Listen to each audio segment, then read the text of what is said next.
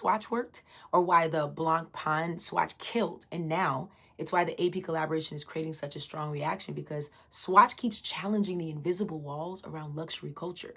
Not because AP suddenly needs cheaper watches, because even elite brands understand they cannot remain culturally invisible to younger generations. A teenager who cannot afford a $250,000 AP today might still become emotionally connected to a brand ecosystem through a collaboration. And that is the kind of emotional connection that matters. And Swatch understood something that the gaming world has known forever.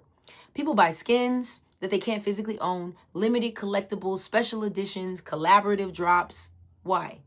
Because identity and participation have value. Communities become stronger when people feel emotionally included in the universe. That's why the collab like the Dragon Ball Z, it mattered. Because Dragon Ball Z isn't just an anime, it's an identity, it's nostalgia, it's a competition, it's transformation, it's community. And the same way people line up for rare sneakers, exclusive game drops, convention merch, or collectible cards, watch culture operates on the same emotional storytelling too. And Swatch literally mastered the art of translating one community's passion into another community's curiosity.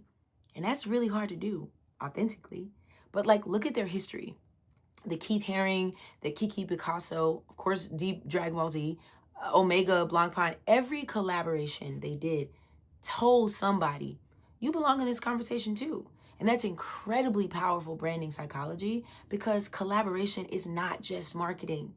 Swatch understands that if you create an emotional access point, communities begin building identity around your ecosystem.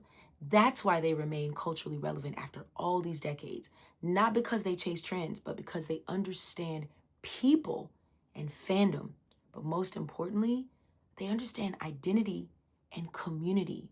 And honestly, a lot of the backlash actually proves how powerful these collaborations are. Because when people become emotional about accessibility entering luxury spaces, what they're really debating is who gets to participate in this culture, who gets proximity to this legacy, and who gets to feel included.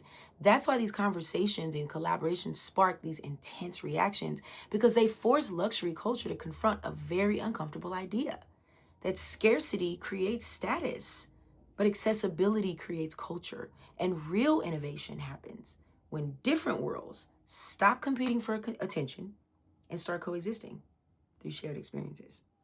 I'm out of 3,000.